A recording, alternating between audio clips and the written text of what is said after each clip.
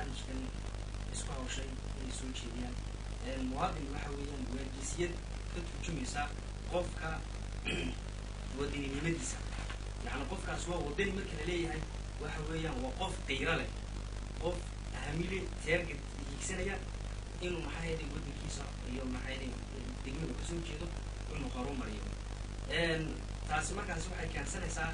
inuu qofkaasi yeesho qof wadani ama markaasi jiisana wadanimaduna iyo waxa soo dhan iimaanka qofku markuu wadan yahay iimaanku liibaa la odhanaya markaas qofka hadduu wadan yahay macna iimaan ma aha waa sidaa darteed waxaa la isku qiimeeyaa adduunka waxaa la dhahaa wadaninimo hadduu qofku wadan yahay yacni qofkaas waxa weeyaan qof bulshada qiimo ka reer maaha sidaa darteed waxaa had iyo jeer bulshada iyo maxaa qofka isku xidha waxa weeyaan waa wadaninimada qofka wax qabadkiisa activitigiisa ula imanayo ee wax kaga qaban karo sidaa darteed aan waxaa odhan karaa wadaninimo waa qiido jinsiyadeed oo aada u xeer dheer oo run ahaantii ee saacado iyo aan lagu soo koobi karin maxaa yeelay qaadan karta maxaa yeelay in muddo laga munaaqashoodo oo laga doodo waa hagaag suldaan aad baad u mahadsan tahay dhammaantiina weliba waan idin mahad celinayaa waxaa jirta haddaba in gaar ahaan haddii aan kusoo xadidno mar haddii aan fahnay muwaadin waxa uu yahay iyo sida uu uga qayb qaadan karo horumarka bulshadiisa iyo gobolkiisa haddii aan usoo daadegno gobolkani awdal caadi ahaan waxaa lagu yaqaanaa in soomaalida kale aan aqoon-yahanadu aada uga badan yihiin oo gaar ahaan marka la eego gobolka awdal sida professor Suleymaan Axmed Guuleed oo kale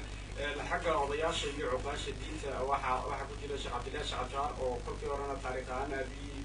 Shacajaar oo xaggaas ka waday sidoo kale haddii taariikh ahaan hore loo eegana qaybaha kala duwan ee dhinacyada ay bulshadu ku horumarto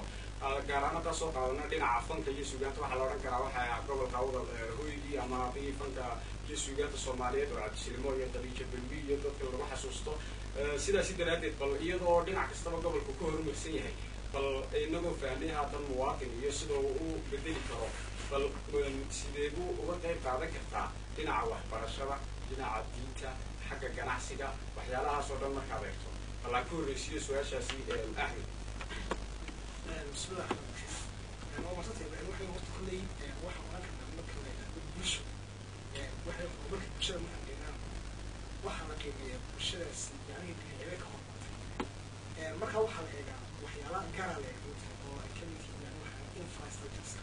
واحد هيجا يعني على المشروع واحد أنا بصراحة مشروع خلنا وضع كاس يعني كده ما جور كاس يعني مرة أخرى بس واحد بشر يتوقع كوب waxay walaafkiisa u sameeyay dugsiga hoose dhaca dugsiga sare ma jaamacadda if you have a jaamacad yahay jaamacad isku bixiya bachelor degree ama master ina soo ku bixiya tamid degree so taabka waa soo qeybin waxa weeyaan haddana waxa la eegaya iyada oo waxa waa magac ahaan loo sameyn karaa jaamacad wax haddana waxa la eegaya quality waxbarashadaas yani aqoonta tayada ay leedahay oo wadankaas yani waxay ku tahay iyo saamaynta ay bixintaa bulshada dhexdeeda ku leedahay oo waxaan dareemi karaa maanta oo kale markii la furay jaamacadda amniga ku dhisan policy runtii iyo maanta waxaan qabnaa in ay runtii ay bedeshay shaykii dhalinyarada ee gobolka awdal iyo runtii guud ahaan Soomaaliya oo aan oran karno maanta waxa weeyaan magaalada Boorama marka tusaale ahaan dhex marto waxaad arkaysaa dhalinyarada tusaale ahaan u dhexaysa da'da 20 years oo dhan markaad eegto yani inay u badan yihiin dad aqoon-yahan وأتليست الناس اللي بتشتغل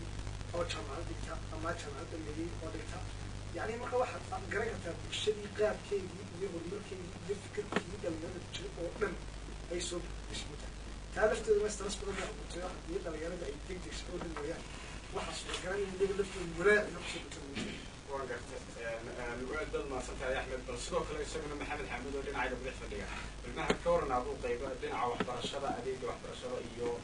ganacsi oo kale iyo dadka culimada odayaasha aqoon-yahanada ururada bulshada reerka kala duwan gaar sida saameyn ugu yeelan karaan in la horumariyo gobolkii ilaha atimaanto oo dhan waa ilaha ugu muhiimsan ee waxbarashada ilaha ugu muhiimsan ee horumarka gobolka ama waa ilaha ugu muhiimsan ee bulshada meel ku nool horumarka ilaha atimaantay hadday ilaha waxbarashada hadday ilaha dhaqaalaha hadday ilaha qoyska maaragtay technology oo marka maro waxbarashada soo xiisaday in kastoo in kala qaaday technology iyo waxbarashada kala qaaday tii qoraalka ahayd tii aalada computer-ka in kala qaaday technology kala qaaday ilaha soo ma ilaahay intee wax horumar ka hadday gaarsanaa ilaahaas hadday noqdaan ilaah hurdo oo dhinta hadday noqdaan waa ilaaha kaliya hadii ay wax gudbin karaan markaan waxaan oran karaa horta qodobka ugu muhiimsan waxa weeyaan xagga waxbarashada waxbarashada afrika taala waxa weeyaan waa waxbarashada qoraalka ee maaragtay sabuurada macallin ku dhigay ardayga iyo sharaxanaya ka eeganaya waxaysan oga technology marka ilaaha qaybta waxbarashada horta raggii ahlulcilmiga ah ee sida professor Salemaan kala soo qaatay professor kala online oo badan wax jira waddanka jooga raggaasoo kale hadday caqligooda iyo maskaxdooda iyo awoodooda soo saaraan oo iimaal ummadoodii wax qabtaan door bilaan ay ummadoodii maalgeliyaan oo ummadoodii yimaadaan cilmi u sii saydiyaan horta bulshadu waxay hana qaadaysaa inay horumar ku tallaabsato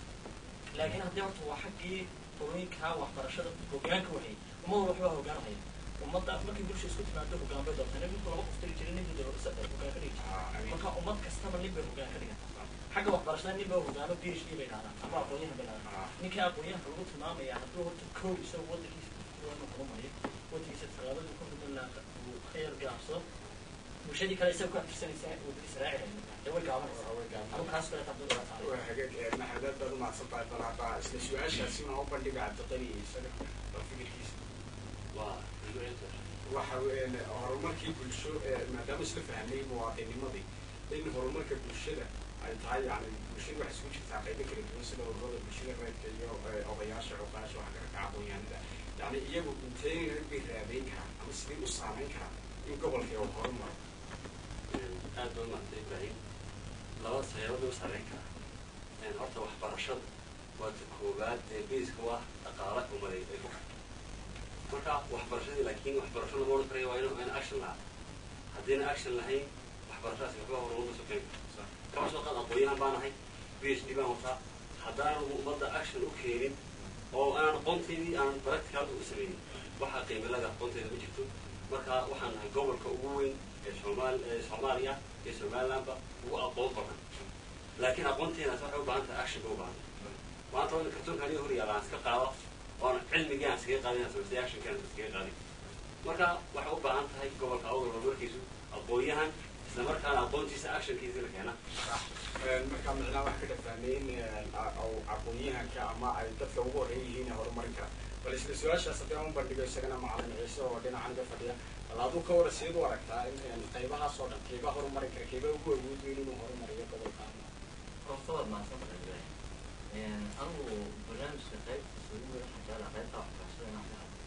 waxbarashadu waxa weeyaan qofka bini aadamka horta laba qaybood marka loo kala saaro oo gobolkan aan joogo horta qaybta waa qaybta teknolojiyada iyo jaamacadahan iyo cilmigan daaqadaasa duwaatan looga timaado dhulka ka baxaan midna waa mid madarasiyan oo dadka cilmowduudku waxawey ay ku qabtaan qur-aan iyo waxaas laga barto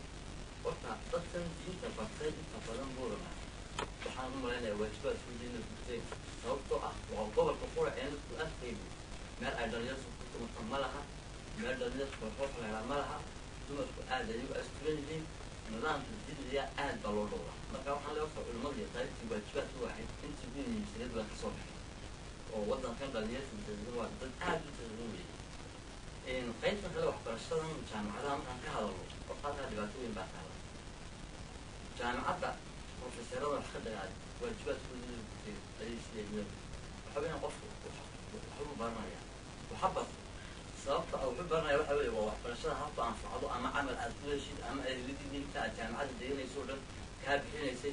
semesterada ama trimesterada xal lugtaada anfacdi waxaa markaa mashaakila hadduu ardayga jaamacadda PhD aw noqdo PhD-dii cid qacan qabata haddii uu waayo waxay kulifaysaa inuu tahay mar waxaan iyadoo teres laga hadlo barnaamijka tahriibta laga hadlayay iyo waxyeelada uu leeyahay laakiin waxaana la isweydiiyey dadka tahriibaya sababta u tahriibaya maxay dadka tuhalalahan waxna akhriyey waxna qorin ee magaalada buurama ka xamaashaan wayna aaminsanyihin waddanka laakiin arday hadda PhD oo cilmi biology chemistry political wax walba lagu soo shubay maskaxdiisa oo haddana maanta magaaladii buurama dhinac ka dhaliilo ku soo yaraatay waddanka iyo magaaladiiba waxay kulifaysaa inuu tahriibo haddii aad tahriibo lagama yaabo PhD inuu anfaco ku aan aqoon lahayn oo inuu joogo iyo isagoo suuq uma noqon lahaa labadaba warshadeedu loo shaqeynayo ama saaxiibtinka ama bacaha samaysan loo simayaa ha waa loo simaya marka waxaan leeyahay anigu dadka aad khusayso ama ha noqoto maalqabeennada ama ha noqoto qaybo dowladda kusaabsan وإن قفكن عاد وحصوب في الجامعات كسر قل جميلة والسياف وسل علم اللي يسمح أو ضد الحكومة. أوكي وحنا قلنا هو وضعنا غير